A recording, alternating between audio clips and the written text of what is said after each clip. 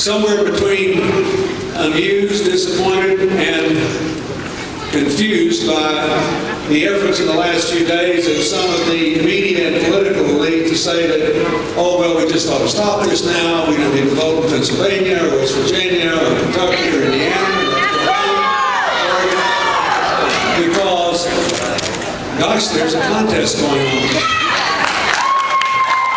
I thought that's what elections were about.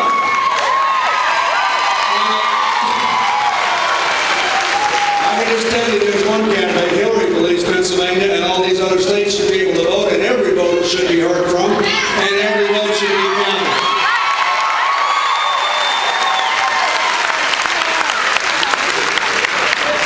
She also doesn't understand why the Democratic Party seems to think it's all right to disenfranchise Florida and Michigan. You don't have to be against anybody, but you do have to pick the person who will be the best president, and you have to decide how you are going to make that decision.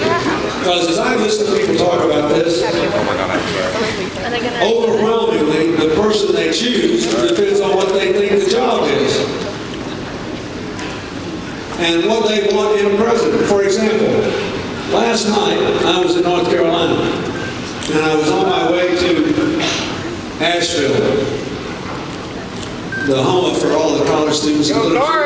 The home of Thomas Wolfe, the great American writer. And we had a rally in Hickory beforehand. 1,000 people showed up in this town. And on the way out, this woman grabbed me and she said, look at my daughter, look at my daughter, look at my daughter. And she had a teenage daughter there.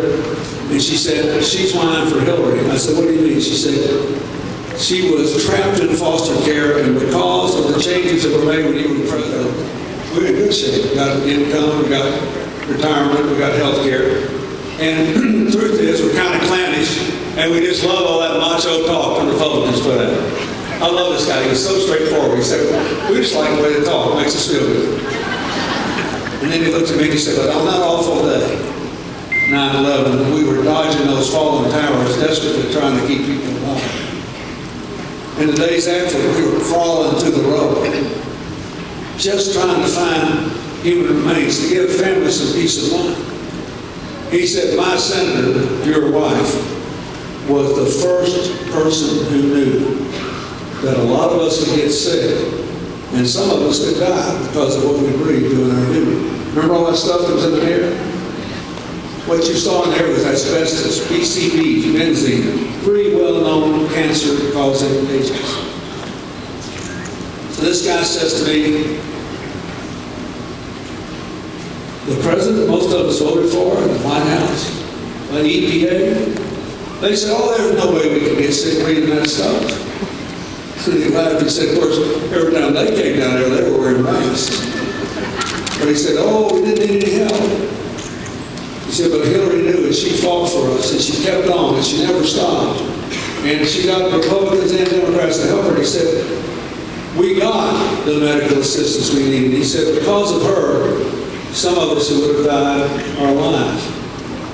And even those who didn't make it, at least their families know that in a difficult time, the Congress of the United States honored their service to our country. This guy looked at me and he said, I don't know what I think about politics anymore. But I do know this. That's the kind of person who ought to be president. Somebody who knows what it is like to be me and every other person in this country that could ever be ignored, overlooked, or trampled on. He said, I'd do anything I could. It's a song from Iraq, but we also have to realize that. So, my second argument for her is that she's your best candidate, both to turn the economy around, rebuild the middle class, give poor people a chance to work their way into it, and reclaim the future for the young people here. And she could be the best commander-in-chief and the best diplomat-in-chief. So I'd like to make that case. First, let's talk about the economy. There's a reason most people think they're already in recession. All the economic students here will know that the technical definition of a recession is 2 consecutive quarters or 6 months of negative economic growth, right, for a country. Well, most American families have had way more than 2 consecutive quarters of negative economic growth. Why? Because incomes are flat and costs are exploding. Healthcare has doubled in this decade. College education costs nationwide up 75%. This year alone, the average family will pay between $450 and $500 more for gasoline, unless they commute a long way to work, in which case it could be twice that. This year, the average family will pay between $250 and $400 more for food because of the rising cost of energy. So we're in a pickle here. We are in a recession in the lives of most people. Why is that? Why? Because trickle-down economics doesn't work. That's why. We can do that everywhere. In Pennsylvania, you can grow your own biofuels. You don't have to grow corn and generate ethanol. That is the most energy inefficient way to do it. You can take the leaders of every farm crop. The lead, I just went over to a lot of farm country today. Right? And I saw the way the fields were being prepared after the corn crop had been harvested. And the stalks were cut down. You can take the leaves of every farm crop, the leaves of every timber cut. You can do any of this. You can grow grasses. You don't have to spoil the environment and use that to make biofuels. And the great thing for a rural area is this. You cannot put ethanol in a pipeline. So you have to have a new production facility every 150 miles or so. Think of that. There are rural counties in America that hadn't had a new investment in 40 years, maybe longer. And we could have investments there and put people to work and give them a future. If you'd like that kind of a future, you ought to support Hillary for president. This is the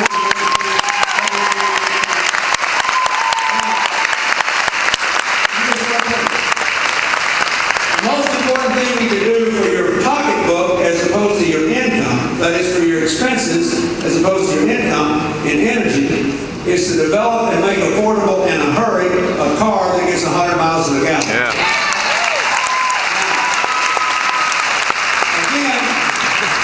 Just so you don't think it's all political hot air, you need to know this. There are at least a dozen Americans today driving demonstration cars that get 100 miles to the gallon. And here's how they work. They work kind of like a hybrid car on steroids. You know these hybrid cars, they run on a battery at 25 miles an hour, they flip over into fuel. You get about 40 miles a gallon in town, about 30 miles an hour. These run on a battery to 55 miles an hour, all day long, without being charged until the nighttime. Once you get there, you're at 100 miles a gallon. Think of it. Then you can say to all these oil countries, go on and charge $100 a barrel, charge $200